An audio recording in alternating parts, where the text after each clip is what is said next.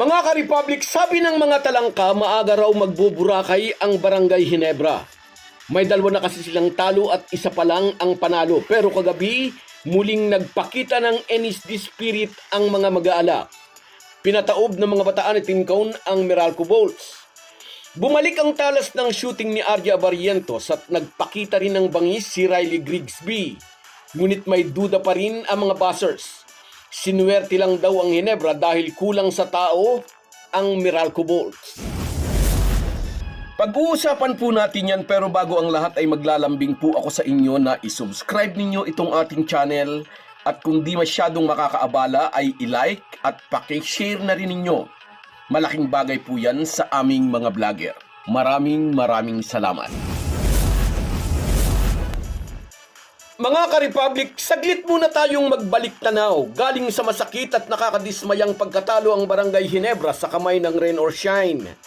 Nasabi tuloy ni Coach Team Cone, kulang daw sa urgency o gigil manalo ang kanyang mga players. Kaya naman may mabigat na misyon ang Gin Kings nang dumating sa Mall of Asia Arena kagabi. Gusto nilang patunayan na nagkakamali ang mga talangka na nagsasabing maaga raw silang magbuburakay. Champion team sila, hindi sila basta-basta lulubog. Kaya naman ang Meralco ang inilubog nila sa pangatlong talo ng mga ito. Wire-to-wire domination ang ipinamalas ng Gin Kings kontra sa Bolts. Maagang ipinaramdam ng tropa ni Team Cone, aangkinin nila ang panalo sa larong ito.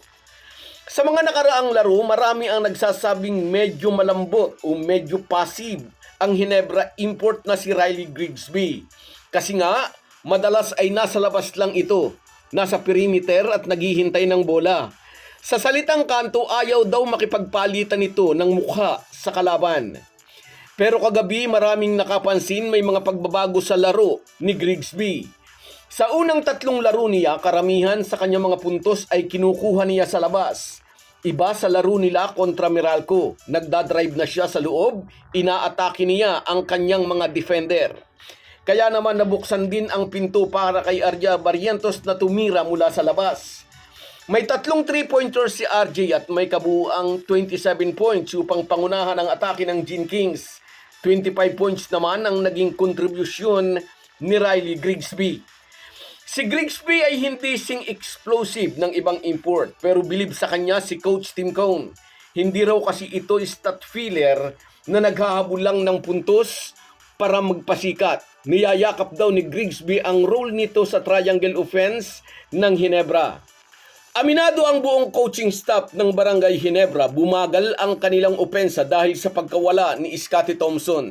Nagdaraan daw sila sa matinding adjustment na wala si Scottie sa laro at may mga pagkakataon kailangan nilang umasa sa natural talent ng kanilang mga best players na nasa floor. Kagabi, isa si RJ sa inasahan ng Ginebra at hindi naman niya binigo ang tiwala ni Team Cone. Siya ang naging stabilizer ng kupunan tuwing nagtatangka ang Meralco na humabol. Pero maging realistic tayo, may mga nagsasabing sinuwerte lang daw ang mga mag-aalak dahil kulang ng 4 ang kanilang mga kainuman. Hindi nakasali sa tagayan sina Bong Quinto, si Jay Cancino, Raymond Almasan at Jason Brickman dahil sa iba't ibang injuries o karamdaman.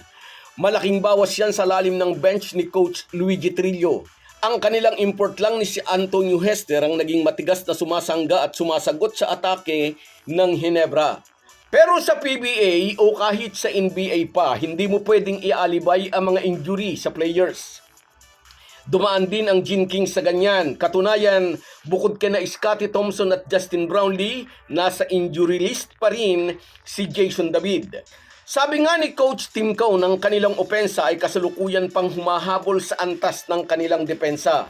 Hindi pa 100% ang bangis ng Ginebra. Ang panalo raw nila kagabi mula sa isang kupunang kulang sa mga players ay isang ugly win but badly needed win. Sa tingin natin, ito ay magandang sinyales.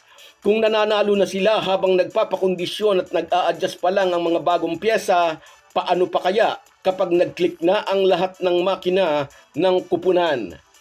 Bukas, isa pang mahirap na laban ang haharapin ng mga mag-aalak, ang Magnolia Hotshots. Natalo man ang pambansang manok sa laro nila kagabi, talaga naman na pinahirapan nila ng husto ang Rain or Shine. Isang matapang na drive to the basket ni Adrian Nukong, 5 segundo ang natitira sa oras, ang nagligtas sa Elasto Painters, 98-97. Pangatlong talo ito ng Magnolia at ngayon nasa puwitan sila ng team standings 1-3. 2 panalo, 2 talo naman ang Barangay Ginebra. Kung gusto ng Gin Kings na mapatibay pa ang kanilang posisyon sa team standings, kailangan ulit nila ang magandang performance upang maitaob ang Palabang Hotshots. So guys, yan lang muna. Hanggang sa muli.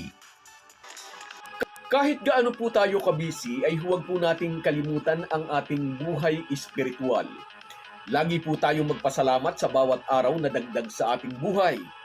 Malaki po ang maitutulong ng pananalangin araw-araw. Isang paalala po mula sa inyong Halo-Halo Sports Republic. Kahit may mga talangka, hindi kami